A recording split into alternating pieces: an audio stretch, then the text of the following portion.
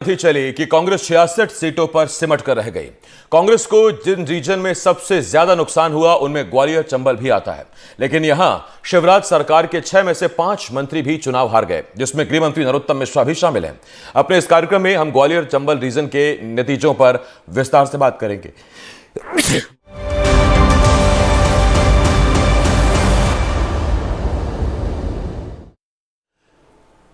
मध्य प्रदेश में बीजेपी की प्रचंड जीत हुई है, लेकिन जहां बीजेपी ने सबसे ज्यादा बाजी मारी वो है ग्वालियर चंबल रीजन। दरअसल साल 2018 में हुए विधानसभा चुनाव में ग्वालियर चंबल रीजन की 34 सीटों में से बीजेपी के खाते में सिर्फ 7 सीटें आई थी, जबकि कांग्रेस ने 26 सीटों पर कब्जा किया था। वहीं बीएसपी ने 1 सीट जीती थी, लेकिन इस बार बीजेपी ने पलटवार करते हुए यहां 18 सीटों पर कब्जा किया, जबकि कांग्रेस को साल 2018 के मुकाबले 10 सीटों का नुकसान उठाना पड़ा और कांग्रेस की सिर्फ 16 सीट ही आई हैं। वहीं ग्वालियर चंबल रीजन में कई दिग्गज नेता भी अपनी साख बचाने में कामयाब नहीं रहे हैं।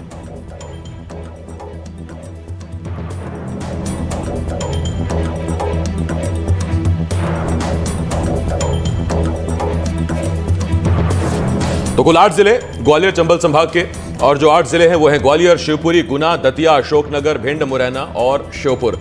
ये हैं 8 जिले। और ग्वालियर चंबल के ग्राफिक्स इस वक्त आपके सामने हैं, किसको कहां से जीत मिली, किसको कहां से शिकस्त मिली। ग्वालियर दक्षिण बीजेपी जीत गई, भीतरवार बीजेपी जीत गई, डबरा में सुरेश राजे कांग्रेस के जीत गए, करारा में बीजेपी को जीत मिली, लेकिन पोहरी, दतिया, भांडेर में कांग्रेस जीत गई। दतिया यानी कि गृह मंत्री नरोत्तम मिश्रा की सीट, शिवपुरी में बीजेपी जीती, गुना में बीजेपी जीती, अशोकनगर में कांग्रेस, चंदेरी और मुंगावली में बीजेपी को जीत मिली है। श्योपुर, विजयपुर में कांग्रेस जीती, सबलगढ़ में बीजेपी को जीत मिली, अंबा में कांग्रेस को, दिमनी में बीजेपी को जीत मिली है। ग्वालियर चंबल रीजन में 8 जिले हैं, कुल 34 सीटें हैं। 2018 में बीजेपी 7, कांग्रेस 26 सीटों पर और बसपा 1 सीट पर जीती थी। 2023 में भी समीकरण कुछ इस तरह से है कि बीजेपी 18 सीटों पर आगे है, 18 सीटों पर जीती है और कांग्रेस 16 सीटों पर जीती है। 2023 में बीजेपी को 11 विधानसभा सीटों का फायदा हुआ है और 2023 के चुनाव में कांग्रेस को 10 सीटों का नुकसान हुआ है। दतिया विधानसभा सीट से गृह मंत्री नरोत्तम मिश्रा हार गए। ग्वालियर चंबल रीजन में शिवराज के 5 मंत्री चुनाव हार गए। लार सीट से नेता प्रतिपक्ष गोविंद सिंह भी अपनी सीट नहीं बचा पाए। दिमनी सीट से केंद्रीय कृषि मंत्री नरेंद्र सिंह तोमर की जीत हुई है। सहकारिता मंत्री अरविंद सिंह भदौरिया अटेर सीट से हारा गए। उन्हें कांग्रेस के हेमंत कटारे ने उन्हें शिकस्त दी है, तो अरविंद भदौरिया अपनी सीट हार गए। इसके अलावा नरोत्तम मिश्रा अपनी सीट हार गए, गोविंद सिंह अपनी सीट हार गए। तो दिग्गज ग्वालियर चंबल में उन्हें हार मिली। तो ग्वालियर चंबल संभाग को आज विस्तार से जरा बात करेंगे। जैसे हमने बताया आपको 34 सीटें हैं, पिछली बार का आंकड़ा कांग्रेस के लिहाज से ठीक था। 8 कुल जिले हैं, ग्वालियर, शिवपुरी, गुना, दतिया, अशोकनगर, भिंड, मुरैना, श्योपुर। और सीटों का समीकरण कुछ इस तरह से कि सबसे कम सीटें श्योपुर जिले में हैं, जहां 2 ही सीटें हैं। मुरैना में कुल 6 सीटें हैं, भिंड में 5 सीटें हैं, अशोकनगर में 3 सीटें हैं, दतिया में 3 सीटें हैं, गुना में 4 सीटें हैं, शिवपुरी में 5 सीट है और ग्वालियर जिले की 6 सीटें। तो सबसे ज़्यादा सीटें ग्वालियर और मुरैना में हैं। इस वक्त मेरे साथ मेरा पूरा एक पैनल जुड़ रहा है हमारे साथ इस वक्त देव शिमाली जी वरिष्ठ पत्रकार हैं, ग्वालियर से हमारे साथ जुड़ रहे हैं। इसके अलावा मेरे सहयोगी अतुल गौड़ शिवपुरी से हमारे साथ जुड़ रहे हैं, मोहन बघेल गुना से, और साथ ही साथ उपेंद्र गौतम मुरैना से हमारे साथ जुड़ रहे हैं। लेकिन सबसे पहले मैं जरा ओवरऑल पूछता हूं, फिर सीटवार भी हम इस पर बात करेंगे। देव शिमाली जी, मैं आपके पास आ रहा हूं। देव शिमाली साहब, ग्वालियर चंबल 2018 में कांग्रेस ने जमकर वहां से सीटें पाई थी और सरकार बनाने में ग्वालियर चंबल ने भरपूर साथ कांग्रेस का दिया था, लेकिन इस बार जितनी बढ़त बीजेपी को उससे ज्यादा नुकसान कांग्रेस को। एक मोटा क्या वजह आपको नजर आती है? देखो, बिल्कुल आसिफ, अगर हम 2018 की बात करें तो 2018 में एक बड़ी बढ़त कांग्रेस को मिली थी। रिकॉर्ड 26 सीटें जीत गई थी और बीजेपी सिर्फ 7 पे सिमट गई थी, एक बहुजन समाज पार्टी को मिली थी। अगर हम 2018 से तुलना करें तो कांग्रेस को एक बड़ा नुकसान झेलना पड़ा है 10 सीटों का। लेकिन अगर बीच में हम ये भी बताना चाहेंगे कि मध्य प्रदेश में सरकार बदली थी 2020 में और उपचुनाव भी हुए थे, और उपचुनाव के बाद जो नतीजे आए थे उनको अगर हम कैलकुलेट करके देखें तो कांग्रेस को उतनी बड़ा नुकसान नहीं हुआ है। अभी जो नई विधानसभा का गठन हुआ नहीं है, तो अगर हम देखेंगे तो कांग्रेस और बीजेपी के पास, दोनों के पास 17 विधायक थे। जो नए विधायक शपथ लेंगे उससे पहले। और अभी कांग्रेस को 16 सीटें मिली। तो इसलिए अगर आज की तारीख में तुलना करें तो नहीं है, लेकिन हाँ, आज की तारीख के आंकड़ों से सरकार जा चुकी थी। बनाने के लिए उनको रिपीट करना था, लेकिन वो नहीं हो पाए हैं। और इसमें अलग अलग बातें हैं, अलग अलग जगह का है। चंबल में तो अभी भी स्थिति लगभग वैसी ही रही, लेकिन ग्वालियर संभाग में स्थिति थोड़ी सुधरी। जैसे श्योपुर जिले में 2 सीटें हैं, दोनों कांग्रेस जीत गई। मुरैना जिले में 6 सीटें हैं, 6 में से 3 सीटें कांग्रेस और बीजेपी के बीच चली गई। भिंड में एक बड़ा नुकसान हुआ। भिंड में पिछली बार 5 सीटें कांग्रेस जीती थी, 1 बीजेपी जीती थी, लेकिन इस बार 2 ही कांग्रेस जीत पाई है और 3 पर बीजेपी का कब्जा हो गया है। दतिया में कांग्रेस ने कुछ ज्यादा नुकसान वहां नहीं हुआ है, उसकी 2 सीटें आ गई हैं, 1 सीट ही है और पिछली बार भी रिजल्ट यही था। ग्वालियर में कांग्रेस को नुकसान हुआ है 1 सीट का, क्योंकि ग्वालियर में पिछली बार अगर हम देखेंगे तो सिर्फ 1 विधायक चुनाव जीते थे और 5 पर कांग्रेस जीती थी। इस बार 3-3 हो गया, तो 2 सीटों का नुकसान ग्वालियर में उठाना पड़ा है। मैं इस पर आता हूं अभी आपके पास देव सर, अभी सीटवार भी मैं इस पर बात करूंगा आपसे, लेकिन शिवपुरी से इस वक्त अतुल गौड़ मेरे सहयोगी मेरे साथ जुड़े हुए हैं। अतुल, कुल 5 सीटें शिवपुरी की, 4 बीजेपी, 1 कांग्रेस, एक तरफा जीत। एक मेरे ख्याल पोहरी गई है शायद कांग्रेस के खाते में। बाकी जितने दिग्गज खड़े थे, केपी कक्काजू, कैलाश कुशवाहा, कैलाश तो खैर जीत गए, इसके अलावा बैजनाथ, प्रागीलाल, अरविंद लोधी, क्या हुआ क्या है ये? जी आसिफ, देखिए, अगर मैं ये कहूं कि तूफान आया था बीजेपी का और सब कुछ हवा में उड़ा करके ले गया तो गलत नहीं होगा। हम किसी ने भी, पत्रकारों की श्रृंखला हो चाहे राजनीतिक विश्लेषक हो, किसी ने भी ये कल्पना ही नहीं की थी कि परिणाम कुछ इस तरह से आएंगे। हालांकि शिवपुरी में जो परिणाम सामने आए उसमें बीजेपी के राज्य मंत्री, जो लोक निर्माण राज्य मंत्री हैं, सुरेश राठखेड़ा, वो पोहरी से 49,000 से ज्यादा वोटों से हार गए और कैलाश कुशवाहा कांग्रेस से वहां विजय हो गए। अच्छा, ये बताइए, जब ये तूफान आया था बीजेपी का तो कैलाश कुशवाहा ने खुद को अंदर बंद कर लिया था क्या? जी बिल्कुल बिल्कुल। कांग्रेस में जो थे उनको तैयारी रखी थी उन्होंने कि मैं किसी तरह से खुद को बचा पाने में अगर कामयाब रहा तो इस तूफान में बच जाऊंगा। और यही देखिए यार, आप एक तरह से अगर हम कहें कि बीजेपी का तूफान आया था तो कहीं ना कहीं कैलाश कुशवाहा का भी पोहरी में तूफान आया था और उन्होंने लोक निर्माण राज्य मंत्री को ऐसी शिकस्त दी है कि उन्होंने कल्पना भी नहीं की थी। 49,000 से ज्यादा वोटों से उनको परास्त किया है। और अगर हम इलाके में बात करें तो कांग्रेस के जो कोलारस से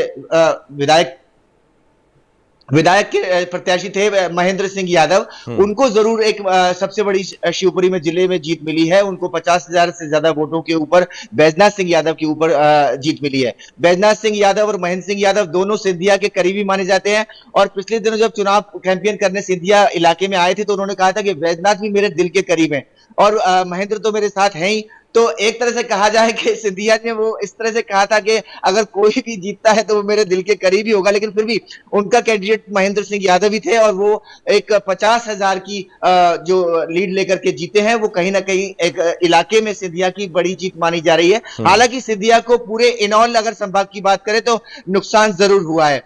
अगर हम पिछोर की बात करें तो पिछोर से केपी सिंह कक्काजू आसिफ चुनाव लड़ते आए थे और लगातार 1993 से ये गढ़ था कांग्रेस पार्टी का। और इस कांग्रेस पार्टी के अभेद किले पर जो है इस बार प्रीतम सिंह लोधी बीजेपी ने, जो पिछले लगातार 2 चुनावों में कड़ी शिकस्त देते हुए आ रहे थे, लगातार मार्जिन कम होता जा रहा था और पिछला चुनाव जो केपी सिंह कक्काजू जीते थे वो केवल 2500 वोटों से जीते थे।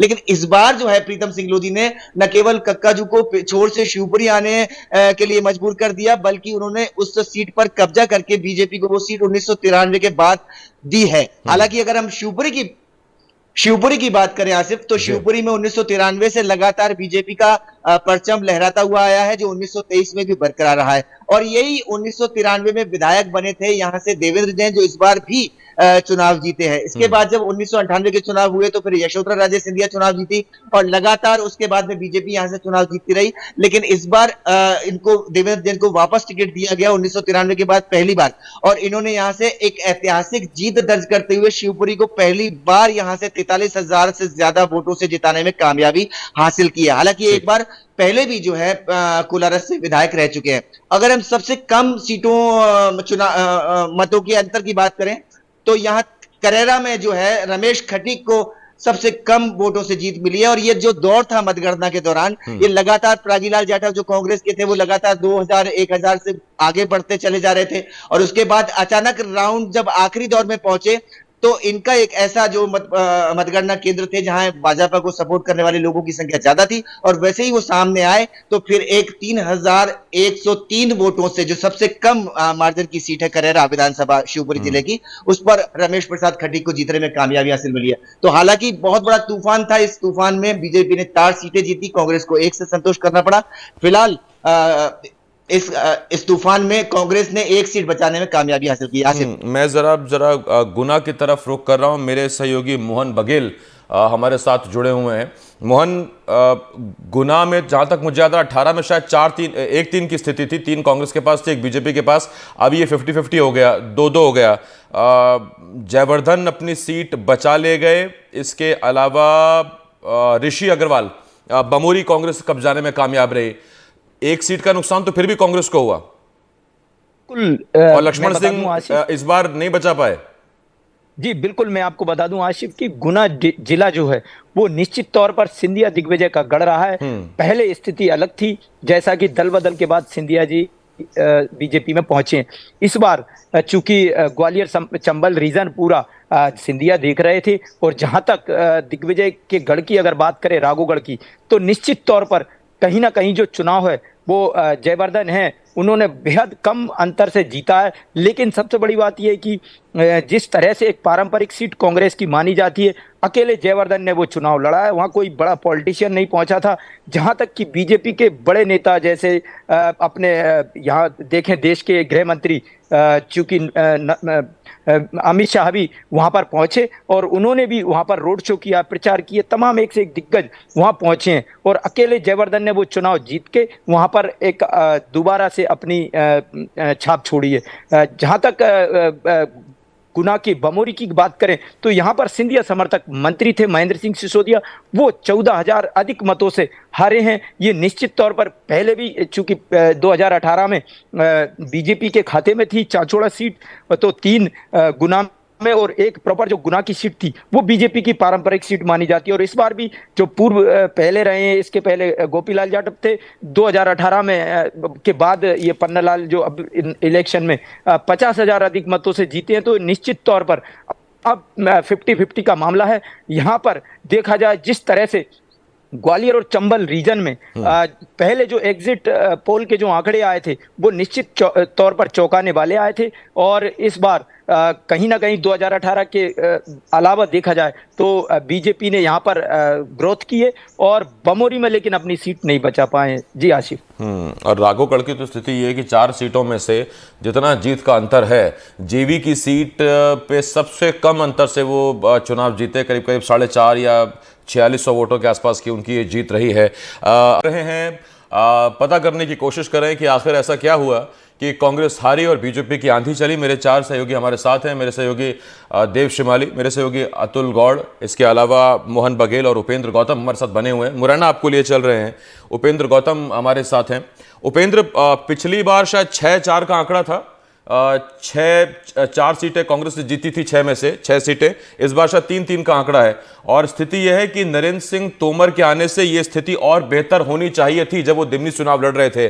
लेकिन यहां तो 1 सीट का इजाफा जरूर हुआ है, और उसमें एक बड़ा नाम मंत्री जी हार गए।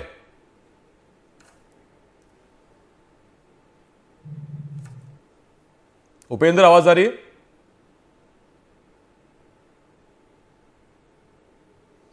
भी आवाज नहीं पहुंच पा रही। और जो एक कड़ा मुकाबला इस जिले में एक सीट है सुमावली, वहां पर एक कड़ा मुकाबला देखने को मिला है। और सुमावली में स्थिति यह थी कि वहां बीजेपी के ऐदल सिंह कंसाने ने भले ही जीत दर्ज की हो, लेकिन अजब कुशवाहा कांग्रेस के और बीएसपी से कुलदीप सिंह सीकरवार चुनाव लड़े थे। और ये बागी फैक्टर जो है, इसे भी हम दरकिनार नहीं कर सकते या इसे नज़रअंदाज नहीं कर सकते। अंबा की आप बात कर लीजिए, अंबा में कमलेश जाटव बीजेपी से, देवेंद्र सखवार कांग्रेस से, कमलेश जाटव को सखवार ने हरा दिया। जौरा में सूबेदार सिंह बीजेपी की तरफ से, पंकज उपाध्याय कांग्रेस की तरफ से, और जौरा कांग्रेस के पास आई। और सबलगढ़ में बीजेपी सरला रावत जरूर उनको जीत मिली, बैजनाथ कुशवाहा कांग्रेस से हार गए, लेकिन अंतर बहुत बड़ा नहीं था, 10,000 के अंदर अंदर जीत का अंतर था। मुरैना की आप बात करेंगे, रघुराज कंसाना बीजेपी की तरफ से, दिनेश गुर्जर कांग्रेस की तरफ से खड़े हुए थे, दिनेश गुर्जर को जीत मिली। नरेंद्र सिंह तोमर और रविंद्र तोमर और बलवीर दंडोतिया बीएसपी से चुनाव लड़े और ये बागी फैक्टर था, लेकिन ठीक है, इसमें जीत जो है वो करीब करीब 24-25 हज़ार के अंतर से नरेंद्र सिंह तोमर जीत गए। हालांकि कुछ राउंड ऐसे भी थे जब ऐसा लग रहा था कि कहीं यहां भी उलटफेर ना हो जाए, जैसा कि फग्गन सिंह कुलस्ते के साथ हुआ। उपेंद्र गौतम हमारे साथ बने हुए हैं। उपेंद्र, 6 में से 4 सीटें कांग्रेस ने जीती थी, दिमनी से खुद केंद्रीय कृषि मंत्री लड़ने के लिए आए, लेकिन क्या 3-3 से बीजेपी संतुष्ट है या और बेहतर नतीजों की उम्मीद थी? देखिए, ये बात बिल्कुल सही है कि भारतीय जनता पार्टी को इस चंबलांचल के क्षेत्र में बहुत ज्यादा उम्मीदें थी। केंद्रीय कृषि मंत्री नरेंद्र सिंह तोमर के चुनावी मैदान में आ जाने के बाद जहां देश भर के लोग लालायित थे इस अंचल को देखने के लिए, वहीं भारतीय जनता पार्टी पूरी ताकत से इस बात पर लगी हुई थी, क्योंकि 2018 के जो परिणाम थे वो काफी गंभीर थे। ग्वालियर चंबल संभाग की 34 सीटों पे 26 में कांग्रेस थी और बिल्कुल 7 सीटों पर 8 सीटों पर बीजेपी थी। लेकिन इस बार जो परिणाम बदले हैं उनको एक तो केंद्रीय कृषि मंत्री के साथ साथ कहा जाए कि चेहरा बदलने का बड़ा परिणाम यहां देखा गया है। परिवारवाद का मतलब जो दम था कि परिवार के दम पर जीत जाएंगे, बाहुबली जीत जाएंगे, वो बिल्कुल हट गया। दूसरा, लाडली बहना का भी थोड़ा प्रभाव इस क्षेत्र में देखा है। चौथा, हिंदुत्व का भी असर दिखा है। ये लाडली बहना और हिंदुत्व का जो वोट था बिल्कुल साइलेंट वोट था, बिल्कुल पता ही नहीं चला लोगों को कि कहां से ये वोट इतना भारतीय जनता पार्टी को आया। काफी जब चुनाव शुरू हुआ उस समय उम्मीद की जा रही थी कि कम से कम 5 सीटें इस क्षेत्र में कांग्रेस जीतेगी, लेकिन केंद्रीय कृषि मंत्री के चुनावी मैदान में आ जाने के बाद में और सुमावली विधानसभा क्षेत्र से ऐदल सिंह के चुनावी मैदान में आ जाने के बाद भारतीय जनता पार्टी को बहुत उम्मीद थी कि यहां पर उनकी 4 सीटें कम से कम वो इस बार जीत लेंगे। लेकिन उन्होंने 3 सीटें जीती हैं, जिसमें एक तो सीट जो सबलगढ़ की सीट है बिल्कुल चेहरे के कारण जीत गई। पिछली बार वो उपचुनाव हार गई थी, लेकिन इस बार उनके सामने जो प्रत्याशी थे उनको जनता ने बिल्कुल नकारा और भारतीय जनता पार्टी की वो प्रत्याशी सरला रावत वो न्यूनतम वोटों से ही जीती, कि मुरैना जिले में सबसे छोटी उनकी जीत है, 9805 वोटों से वो जीती हैं। वहीं दूसरा, चेहरे को लेकर जहां बात की जाए तो जौरा विधानसभा में पंकज उपाध्याय जो चुनाव जीते हैं, वो भारतीय जनता पार्टी ने जो चेहरा उतारा, वो लगातार 2 चुनाव लड़ चुके थे, एक चुनाव जीते थे, एक हारे थे। उसको देखकर ये लग रहा था कि इस बार पंकज उपाध्याय के साथ जनता है और उसका सीधा प्रभाव भी दिखा कि पंकज उपाध्याय 30,000 से अधिक मतों से जौरा विधानसभा का क्षेत्र चुनाव जीते। वहीं दूसरा, मैं आपको बताऊं कि नए चेहरे का जो प्रभाव दिखा वो सुमावली विधानसभा क्षेत्र में दिखा। कांग्रेस ने कुलदीप सिकरवार का टिकट काटकर अजब कुशवाहा को चुनावी मैदान में उतारा, लेकिन कुलदीप सिकरवार बसपा पर चले गए और हाथी पर सवार हो गए और उसका प्रभाव ये रहा कि भाजपा और बसपा की। मैं वही आपसे पूछ रहा था उपेंद्र कि ये सुमावली और दिमनी में जो ये बागी फैक्टर था, खैर मुरैना चंबल तो जाना ही उसके लिए जाता है, लेकिन ये जो बागी फैक्टर था इसने कितना डेंट दिया कांग्रेस को, खासतौर पे सुमावली और दिमनी में? और क्या सुमावली पे नतीजे बदल सकते थे? क्या ये 3-3 वाली स्थिति फिर से एक बार 4-2 हो सकती थी क्या? हाँ, ये बात बिल्कुल सही थी। अगर कुलदीप सिकरवार सुमावली से चुनावी मैदान में नहीं होते, अजब सिंह होते या कुलदीप ही उनके आमने सामने ऐदल सिंह के होते, तो ये परिणाम बदल सकता था। क्योंकि जो कांग्रेस का वोट था, जो बसपा का वोट था, वो दोनों आपस में डिवाइड हो गए, लेकिन अधिकांश मतदाता कुलदीप सिंह सिकरवार के साथ गए। ठीक है उपेंद्र, लौटता हूं मैं इस पर आपके पास। देव शिमाली जी मेरे साथ है। देव शिमाली जी, 1 दर्जन जो मंत्रियों की हार हुई उसमें बहुत से मंत्री ऐसे जो इसी संभाग से आते हैं, ग्वालियर चंबल से, ये मंत्रियों के खिलाफ एंटी इनकम्बेंसी थी, वो उनके अपने चेहरे, अपने जो उन्होंने काम किए या नहीं किए उसकी नाराजगी है या कोई और वजह समझ में आती है आपको? देखिए आसिफ भाई, जैसे चुनाव के नतीजे बता रहे हैं, वो नतीजे यही बता रहे हैं कि इस बार का जो वोटर था, खासतौर पर अगर मैं चंबल संभाग की बात करूं, ग्वालियर संभाग की बात करूं, तो वो मतलब उसमें चेहरों का बड़ा रोल था। लोग जिनके चेहरे देख देख के मतलब कहते हैं थक चुके थे, उन सारे चेहरों को नकार दिया जनता ने, चाहे वो कांग्रेस के हों चाहे बीजेपी के हों, और इसी में ये मंत्री भी शिकार हो गए। गोविंद सिंह 1990 से लगातार जीतते चले आ रहे थे, अपराजय योद्धा थे, लेकिन इस बार हार गए। जो बड़ी बड़ी ये मोदी की आदि में भी, लहर में और उमा भारती की आदि में भी जीते थे, लेकिन इस बार उन्हें नहीं बचाया जा सका। इसी प्रकार से अरविंद भदौरिया बीजेपी के संकट मोचक माने जाते थे, बड़े ही कद्दावर नेता थे, संघ के बैकग्राउंड से आते थे, लेकिन इसी बदलाव की लहर में वो चल गए, क्योंकि ग्वालियर चंबल में निश्चित तौर पर बदलाव की लहर चल रही थी। लाडली बहना योजना ने बहुत सारे प्रत्याशियों को बचा लिया, जैसे कि बहुत मामूली और थोड़ा बागियों का फैक्टर भी रहा। ठीक है सर, मैं जरा शिवपुरी से सवाल ले लेता हूं अतुल जी से। अतुल जी, एक सवाल है मेरा। शिवपुरी में जब इस बार चुनाव लड़ने से मना किया स्वास्थ्य कारणों से यशोधरा ने, तो उस वक्त देवेंद्र जैन को मौका मिला और लीड जो ली है, ये देवेंद्र की अपनी जीत है, ये पार्टी के कैडर की मेहनत है, कार्यकर्ता की मेहनत है, या ये बहुत हद तक यशोधरा का साथ भी है कि ये लीड जो है वो अच्छी खासी लीड है? और खैर पूरा शिवपुरी में जहां जहां जो जीता वो अच्छी लीड से ही जीता है। जी आशिफ, देखिए आपने बिल्कुल सही प्रश्न उठाया है। यहाँ पर जो लीड की अगर हम बात कर रहे हैं तो यशोधरा राजे सिंधिया का भी कहीं ना कहीं योगदान इसमें माना जा सकता है, क्योंकि उन्होंने इलाके में जिस तरह से विकास के काम किए थे, जिस तरह से उन्होंने खेल परिसर को डेवलप किया, जिस तरह से उन्होंने अस्पताल को लेकर के काफी सारा फंड रिलीज कराया, सड़कों को लेकर के उन्होंने काम किया, और भी बहुत सारे ऐसे काम थे जिन कामों को लेकर के यशोधरा लगातार क्षेत्र के विकास के लिए कटिबद्ध होकर के लगातार लोगों से जुड़ाव रखते हुए प्रयास कर रही थी।